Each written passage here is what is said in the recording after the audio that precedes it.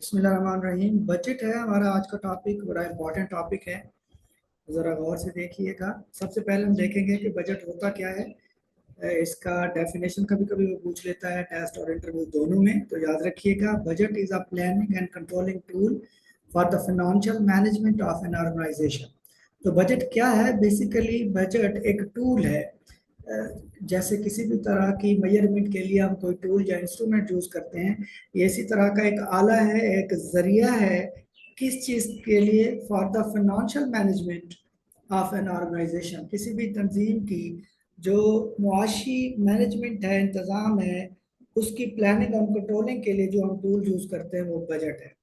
It is description of financial plans. It gives details of estimates of revenue and expenditures of our organization for a stated period of time. ये हमारे मखसूस time के लिए हमारी दो चीज़ों को बताता है, रेवेन्यू को एंड एक्सपेंडिचर को। आम अल्फाज में ये हमारे इनकम और एक्सपेंडिचर का तखमीना है। And estimation of our revenue and expenditure is called budget. इसका मकसद क्या होता है बजट का? बजट क्यों बनाया जाता है?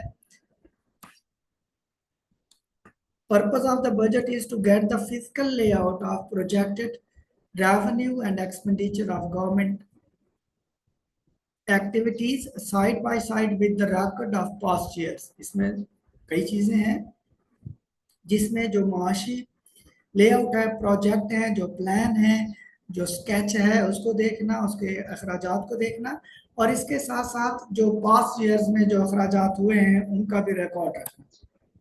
ये चूंकि ईयर बाय ईयर है, तो आगे हम देखेंगे इसकी डिटेल में और टाइप्स में भी कि इसको किस तरह से प्रीवियस का रिकॉर्ड भी रखा जाता है। This gives proposed work programme plan with estimates of funds अस्सलाम वालेकुम। सर मुझे नेसेसरी। आवाज नहीं आ रही सर की, या बाकी दोस्तों को भी नहीं आ रही आवाज? जी, किसी को आ रही है आवाज मेरी?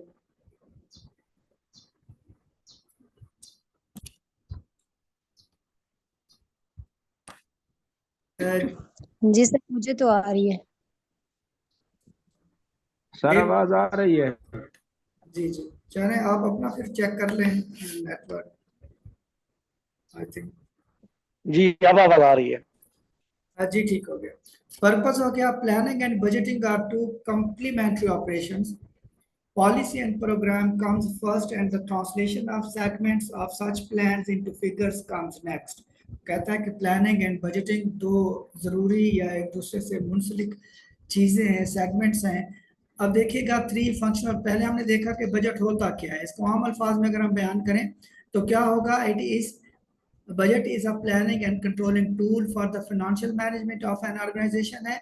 इसके अलावा इट गिव्स डिटेल और it is an estimation of our income and expenditure.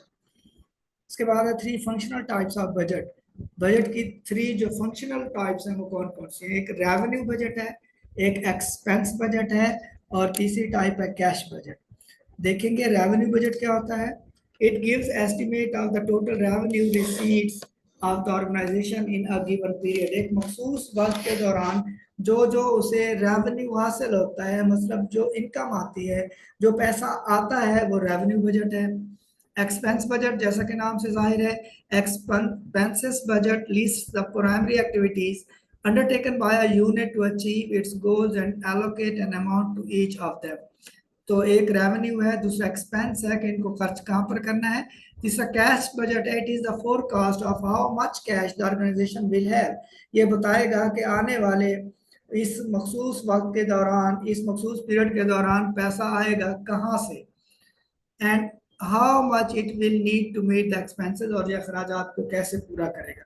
तो तीन फंक्शनल टाइप्स हैं, revenue budgets, expense budgets and cash budgets. Approaches to budgeting है, बजट की अप्रोचेस क्या है, कौन कौन सी हैं? एक अप्रोच है इंक्रीमेंटल बजटिंग, दूसरी है zero base budgeting. Incremental budgeting क्या होती है? द इंक्रीमेंटल और traditional budget has two identifying characteristics. पहला जो इंक्रीमेंटल बजटिंग है उसके दो खसूसियात हैं, वो कौन कौन सी हैं ये अभी हम देखते हैं। फर्स्ट है funds are allocated to departments और organizational units. The managers of these units then allocate funds to activities as they see fit। कि फंड्स जो है वो मैनेजर को, सरबराह को, हेड ऑफ डिपार्टमेंट को दे दिए जाते हैं और वो अपनी मर्जी से इनको खर्च करता है, एलोकेट करता है। सेकंड क्या है, incremental budget develops out the previous budget. दूसरे में प्रीवियस साल के बजट को देखा जाता है। Each period budget begins by using the last period as a reference point. पिछले साल के बजट को रेफरेंस पॉइंट के तौर पर देखा जाता है। Only incremental changes in the budget request are reviewed. तो इसमें फिर क्या किया जाता है कि जो उसमें तब्दीली आई है, कोई रिटायरमेंट, किसी ने रिटायरमेंट ले ली है, कोई नया बंदा आ गया है, किसी की इंक्रीमेंट लगी है, किसी का क्वालिफिकेशन अलाउंस लगा है, तो वो जो डिफरेंस आ रहा होता है वो एडजस्ट कर लिया जाता है, बाकी प्रीवियस ईयर को रहने दिया जाता है। आपको पता है कि हमारे स्कूल में ये फर्स्ट वाला ऑप्शन है या सेकंड वाला चल रहा है आजकल? कोई बता सकता है?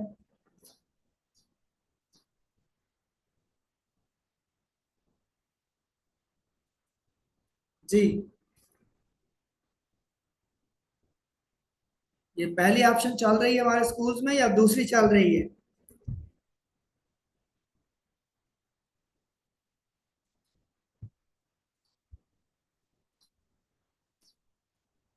चलें, ये इंक्रीमेंटल के, जी जी,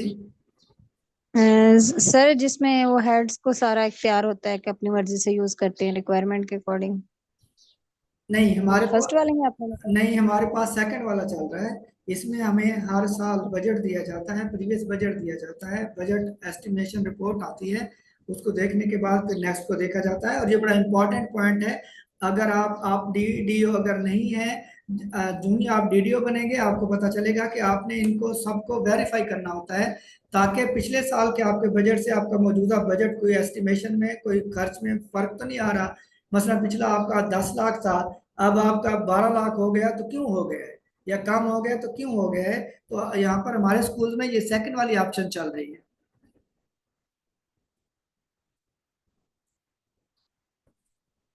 जीरो बेस्ड बजटिंग है, ZZBB इसको बोलते हैं।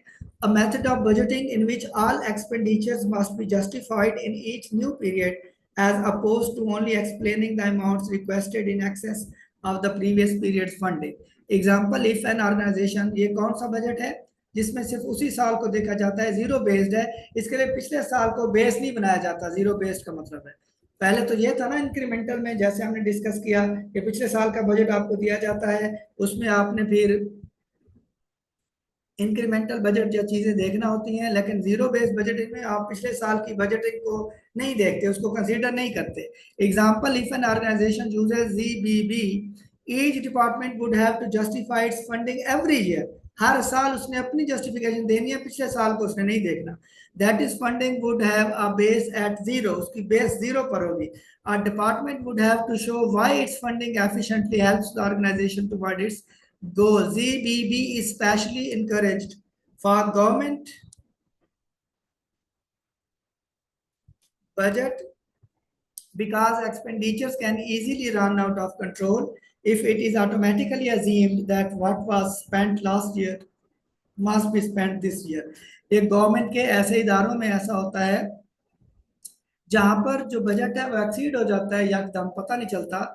ये जैसे डिफेंस के इदारे हो गए या दूसरे कोई इमरजेंसी के इदारे हो गए, वहां पर जो बजट है वो ऑटोमेटिकली या सडनली इंक्रीज होता है, तो पिछले साल के बजट से उसका कोई ताल्लुक नहीं रहता है, तो वहां पर जीरो बेस्ड बजटिंग होती है। तो दो टाइप्स के हमने देखे बजट, इंक्रीमेंटल बजट है जिसमें पिछले साल को बेस बनाया जाता है, और जीरो बेस्ड बजटिंग है जिसमें पहले बेस नहीं बनाई जाती है, डायरेक्ट उसको हल किया जाता है या दिया जाता है। अब है मोस्ट इंपॉर्टेंट थिंग, बजट का लेटर। ये अक्सर पूछा जाता है आपके इंटरव्यू में और टेस्ट दोनों में बजट के हवाले से।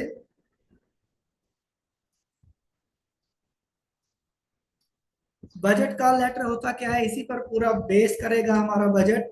The concept of budget called circular BCC has been visualized in order to collect information right from drawing and dispersing officers, DDOs, collecting officers, COs, levels and line head of offices, for preparing timely and accurate budget estimate for the next year based on reliable, verifiable data. Besides communicating, तो ये क्या होता है, budget call letter या जिसको BCC budget call circular बोलते हैं, ये डिस्ट्रिक्ट लेवल से तमाम DDOs को एक लेटर जारी किया जाता है अगले साल के उसके बजट के लिए। उसे इंस्ट्रक्शंस दी जाती हैं कि आपने ये बजट कॉल लेटर को किस तरह से रिस्पांस करना है, कौन कौन सी चीजें आपने इसमें मेंशन करनी है और कैसे बनाना है। Besides communicating the form for recording estimate of receipts and expenditure, the BCC also envisages the collection of other fiscal data like उसमें investment भी आती हैं, recoveries भी आती हैं of arrears, loans, payable, recoverable, etc. But top of all, it communicates the vision, policies, priorities, and targets fixed under various sectors, programs, investments, etc. As such, the BCC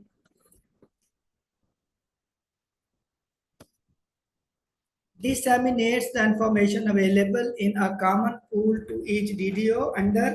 तो ये क्या करता है, BCC का मतलब क्या होता है और इसका जो काम है वो क्या होता है।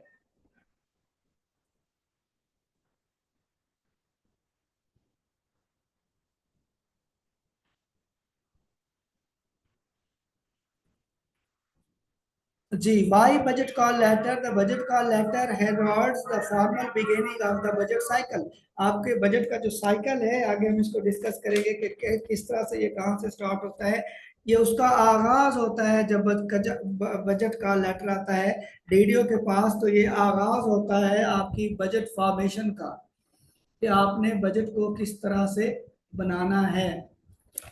Budget call essentially sets out the timing of events in the planning and budgeting process, the inputs required from other stakeholders by the budget desk to enable the desk to compile the local government budget framework and the information required by stakeholders। तो तमाम लोगों से ये क्यों होता है, तमाम लोगों से डेटा इकट्ठा किया जाता है, फिर उसको डिस्ट्रिक्ट लेवल पर कंपाइल किया जाता है। Additionally, the BCL budget call letter is a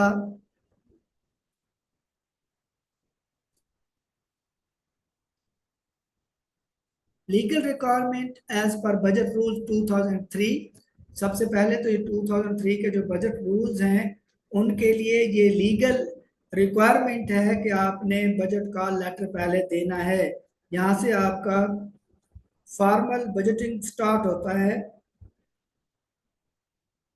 It provides a vision, direction, and a macro perspective that would be common to all key players, thereby anchoring everyone to the same strategic goals। तमाम लोगों को इकट्ठे किया जाता है, एक page पर लाया जाता है, तमाम लोगों से उसका एस्टिमेशन लिया जाता है ताकि उसे बाद में किसी तरह की मुश्किलात का सामना ना करना पड़े। It provides specific information for some of the critical steps of the budget cycle। Budget cycle effective budget का लेटर की खसूसियात कौन कौन सी होती हैं। The success of efficient and accurate budget estimation process rests with an effective budget call letter, which should be in line with the mission goals adopted by a local government under the vision of its NAZM। The finance and budget officer F&BO abbreviation याद रखिएगा, F&BO finance and budget officer of a local government in terms of rule 11 of 4 of budget rules 2003 shall issue to each head of office of budget call letter। आजकल ये नाज़िम की बजाय DC के पास अख्तियारात हैं। Frame fixed under budget calendar which should include priorities, policies, etc. framed by the Nazim in consultation with various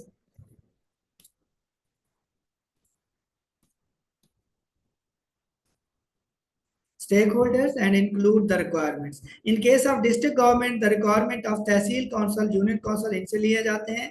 In case of tehsil municipal administration, यहाँ पर जो तहसील level का जो ऑफिसर है वहां से लिए जाते हैं। जिला काउंसिल एंड तहसील काउंसिल में provide the requirement.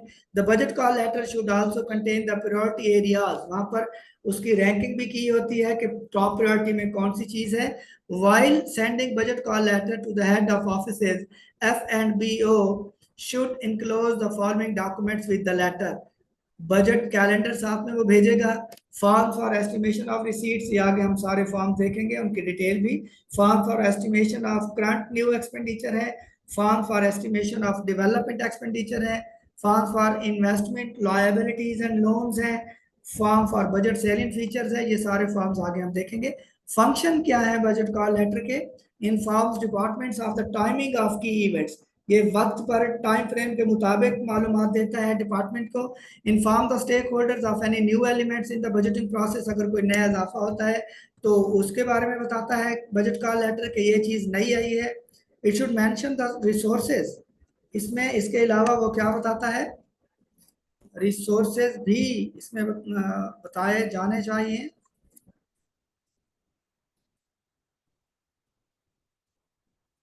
Ji, gives indicative sector ceiling and indicative planning figures on the basis of, provides minimum recurrent and development grant, provides the percentage flexibility, ये सारे डिटेल एक बजट का letter बताता है। अब आपके पास DDO power है, आपको डिस्ट्रिक्ट गवर्नमेंट की तरफ से, डिपार्टमेंट की तरफ से बजट का लेटर आ गया है, अब आपने उसको रिस्पॉन्ड कैसे करना है। Responding to budget call letter while making a budget, all DDOs should ensure that the relevant stakeholders be consulted so that the resulting budget reflects the needs and priorities of the majority. The following steps will need to be followed. जब उसके पास आए DDO के पास, उसने respond करना है तो तमाम से स्टेक होल्डर्स की मीटिंग बुलाए, उनको ऑन बोर्ड ले, और फिर the call letter should be very clear as to the requirements that are being solicited. It should have a bulleted step wise explanation, इसमें तमाम रिक्वायरमेंट वाज़ेह तौर पर हो, बुलेट में लिखी हो, ज्यादा डिस्क्रिप्टिव ना हो, डिटेल ना हो, पॉइंट में लिखा हुआ हो। द मुशावरत committee member will need to be inform, committee को बताया जाए। collection of all relevant data that may be required, make a fair and accurate budget from all relevant sources, validation of collected data, जो data इकट्ठा हुआ है इसको validate भी किया जाए, तो वेरीफाई भी किया जाए। prior notice to be given to all concerned with the budget making process, तमाम को पहले बता दिया जाए। discussion meeting with all relevant stakeholders during the budget making process, budget बन रहा है तो तमाम stakeholders की मीटिंग भी बुलाई जाए। Draft budget to be shared with all concern, उन तमाम को बजट का एक ड्राफ्ट शेयर किया जाए, जो आपने बनाया है उसका ड्राफ्ट बनाया जाए। Budget to be debated in council, एक रफ ड्राफ्ट होगा जिस पर डिबेट की जाएगी काउंसिल के सामने, and approved by a majority of the members, और फिर उसकी अक्सरियत उसको पास करेगी, तब वो बजट फॉर्मल बनेगा। फिर आपने in response to the department उसको आपने भेजना है या सेंड करना है। All activities projects for which provision is made in the budget will have to be prioritized according to the need. आपने ज़रूरियात बना ली, आपने बजट बना लिया, उनको आपने ज़रूरियात के मुताबिक प्रायोरिटाइज करना है ताकि कोई अहम चीज़ आपकी मिसिंग ना हो। Budget calendar, budget call letter के बाद है बजट कैलेंडर। बजट कैलेंडर क्या होता है? The budget calendar is circulated with BCC to facilitate each DDO, head of offices, to follow the time frame. जैसा कि नाम से जाहिर है, कैलेंडर में टाइम फ्रेम होगा fixed for each activity involved in the budget preparation. Budget आपने तैयार कर लिया, उसमें हर चीज का एक टाइम फ्रेम है, कौन सा काम आपने किस वक्त किस माह में कैसे करना है, ये उसमें तमाम डिटेल होगी। इसके बाद है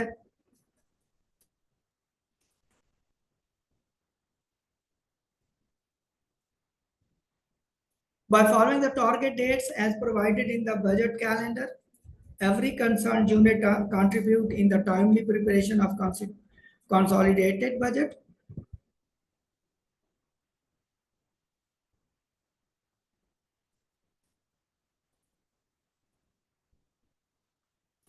Estimates which provides ample time to the planner policymakers to set the proposed allocations. इसके बाद है performance for estimation of receipt. Receipt की एस्टिमेशन के परफॉर्मे कौन कौन से होते हैं? आमतौर पर हमें इनसे एक्वेंटेंस नहीं होती है, इनको हम देखेंगे। In order to record entries about estimation,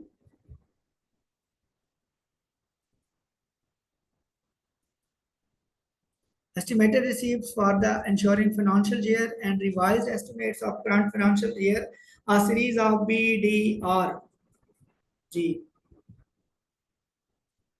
Forms has been prescribed in Budget Rules 2003. There are 5 different forms prescribed for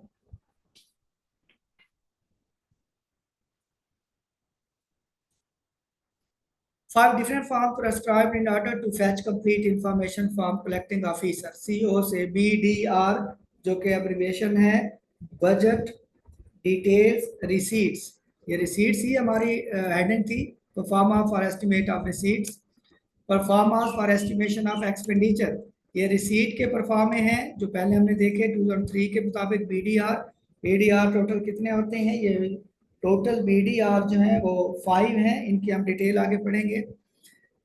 इसके बाद performance for estimates of expenditure के लिए जो फॉर्म इस्तेमाल होते हैं परफॉर्मे वो कौन से हैं, वो in case of budget estimates of expenditure total 8 forms BDC 1 to 8। BDC क्या होता है, budget details current expenditure, BDC ये 8 होते हैं। BDC 1, BDC 2, BDC 3, 4 इस तरह 8 have been prescribed under Budget Rules 2003, which help the finance and budget officer to consolidate the estimate of expenditure anticipated for next financial year and are instrumental in generating various statements carrying different types of information, e.g. total number of posts, department wise, grade wise and estimated establishment charges, grant wise estimation, ये सारी detail इनमें होती है जो कि दूसरे हैं BDR जी। BDC budget detail grant, पहले हमने देखे थे BDR बजट डिटेल रिसीट्स, अब ये है BDC budget detail current expenditure. इसके बाद है परफॉर्मेंस फॉर एस्टिमेट ऑफ, ये इन सारे परफॉर्मा के आगे डिटेल भी आएगी, ये कौन सा परफॉर्मा किस लिए यूज होता है, जो कि आपके ऑब्जेक्टिव में आने वाली चीजें हैं। Performance for estimates of development expenditure implementation, the information for estimates of development expenditure is generated on the BDD form। BDD क्या होगा, BDD से क्या बनेगा, बजट डिटेल्स डेवलपमेंट, जैसा कि नाम से जाहिर है ये वो पूछ सकता है कि ये परफॉर्मा किस लिए इस्तेमाल होता है। 4 इन नंबर ये 4 है, to be filled in by DDOs, DDO fill करेगा वेयर एप्लीकेबल, जहां जरूरत होगी। The information generated through these forms, इन फॉर्म पर जो इंफॉर्मेशन दी जाएंगी is issued by the finance and budget officer for finalizing the ADP development budget estimates of the next financial year, keeping in view the priorities and policies of a local government। इसके बाद है next performance for budget salient features। Each DDO while generating the data of estimates for receipt expenditure is also required to provide the salient features in respect of receipts expenditure of his department for information of the finance and budget officer, with the help of which the consolidated features of the budget estimates are finalized and published for the information of the general public and also helpful for generating information for the budget speech। इसके बाद है policy guideline applicable to all receipt, तमाम रसीदों के लिए कौन कौन सी policy होगी उसकी गाइडलाइन है। All the DDOs are required to nominate collecting officer for estimation of all kinds of receipts due to the district government under section 107 of local government ordinance. सबसे पहले जितने भी EDOs हैं वो कलेक्टिंग ऑफिसर को nominate करेंगे, क्योंकि तमाम DDOs से ये जो बजट का लेटर के रिस्पॉन्स आएगा उसको कलेक्ट करने के लिए, बजट से रिलेटेड तमाम कामों का जायजा लेने के लिए वो सबसे पहले कलेक्टिंग ऑफिसर CO नॉमिनेट करेगा EDO। इसके बाद क्या होगा, receipts estimates should be updated by timely and accurate revenue based surveys, इनको सर्वेस की बेस पर मुकम्मल किया जाएगा। EDO should strictly follow the time schedule and formats provided in the budget rules, second schedule for finalizing of revenue mobilization, all the legal and codal formalities, तमाम formalities को पूरा किया जाएगा। receipt estimation form under the budget rules BDR 15 BDO, ये सारे परफॉर्मे अभी जो हमने देखे must be carefully scrutinized by all the controlling officer EDO। वो जो कंट्रोलिंग ऑफिसर है या कलेक्टिंग ऑफिसर है वो तमाम इन परफॉर्मेंस को सबकी स्क्रूटनी करेगा, जायजा लेगा कि ये सही फिल हुए हैं, इस बार साइन ठीक हुए हैं, कोई गलती या कटिंग तो नहीं है। Instructions contain in rule 13 of budget rules must be followed by all the collecting officer. तमाम कलेक्टिंग ऑफिसर इसको फॉलो करेंगे, इन हिदायत पर अमल करेंगे। Policy guideline applicable to all expenditure. जी, तमाम जो अखराजात हैं वो कैसे किए जाएंगे। Estimation of expenditure may be made only for the functions assigned to the district। जो फंक्शन असाइन किए गए हैं सिर्फ उनके लिए आपने एक्सपेंडिचर का बजट बनाना है, खुद से नहीं। प्रोविजंस में be made to liquidate validity accurate liabilities of the previous year. पिछले साल की अगर कोई लायबिलिटीज है तो उनको खत्म किया जाए। प्रोविजन में be made for all sanction post. आपने तमाम सैंक्शन पोस्ट को ध्यान में रखना है, अगर आपकी पोस्ट सैंक्शन नहीं है तो उसका आप बजट एक्सपेंडिचर में नहीं डाल सकते। While preparing estimate of expenditure, every drawing and disbursing officer and all other concerned with the process of revenue and consolidation of the budget proposals may exercise such measure of economy and carefulness as they would exercise in respect of budgeting their own money। ये पहले भी हम पढ़ चुके हैं कि budget बनाते हुए वैसे ही बजटिंग करनी है जैसा कि आपकी अपनी रकम हो, गवर्नमेंट का या फ्री का माल समझकर इसको जाया नहीं करना। The officer responsible for field inspections may be given allocations to ensure that they are able to move with as much frequently as it required under the relevant rules or policy instructions. The increases in pay and allowances, pension announced by the provincial government may be followed while preparing the budget estimate। जब budget estimate बना रहे हैं तो जो increment हुआ है, जैसे अभी 10% तनख्वाह बढ़ी है तो नेक्स्ट बजट में इसका इजाफा होगा, वो कहता है उसको मेंशन करें, उसको ध्यान में भी रखें। प्रोविजन में be made for leave salary. The estimate of recurrent non development expenditure require critical scrutiny. इसके लिए स्क्रूटनी की जरूरत है नॉन डेवलपमेंट बजट के लिए। इसके बाद जी आपके परफॉर्मेंस होंगे, मंथली एक्सपेंडिचर है।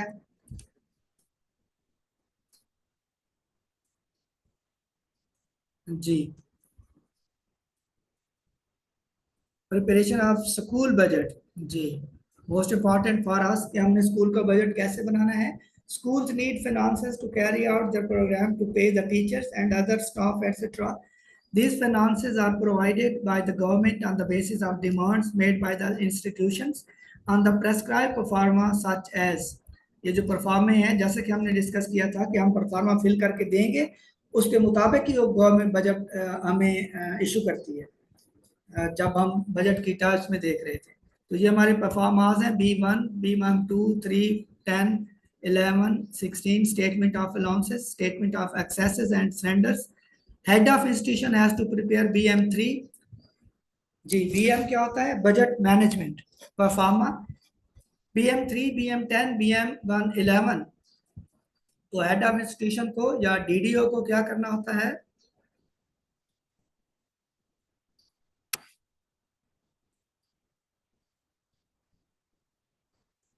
Head of institution has to prepare BM3। याद रखिएगा हेड ऑफ इंस्टीट्यूशन ने कौन कौन सा बनाना है? BM3, BM10, BM1, 11 statement of allowances and first and second statement of access and surrenders to enable the finance department to prepare the annual budget। In order to prepare BM10 and BM3, following information is needed। BM10 budget management 10 और BM3 के लिए head को क्या चाहिए होगा? Category wise number of sanction post. Category wise number of sanction post कैसे होंगे, कोई बता सकता है?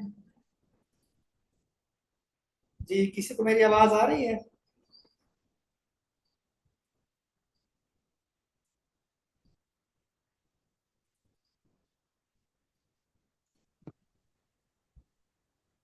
एस एस SNE की सीट्स होते हैं और इसी तरह PP की।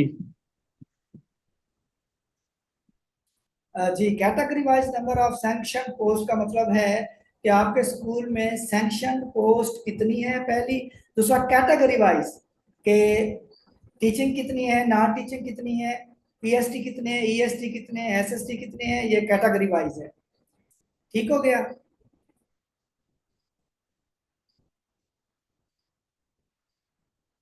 Clear?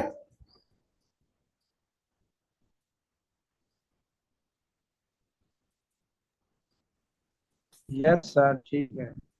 BS and stage of pay of each incumbent. BS basic scale कौन सा है हर बंदे का, मतलब एक बंदा EST है आपके पास और उसका BS जो है 16 तक हो सकता है मूव ओवर में, तो स्टेज उसकी कौन सी है? फर्स्ट सेकंड थर्ड स्टेज अलग होती हैं।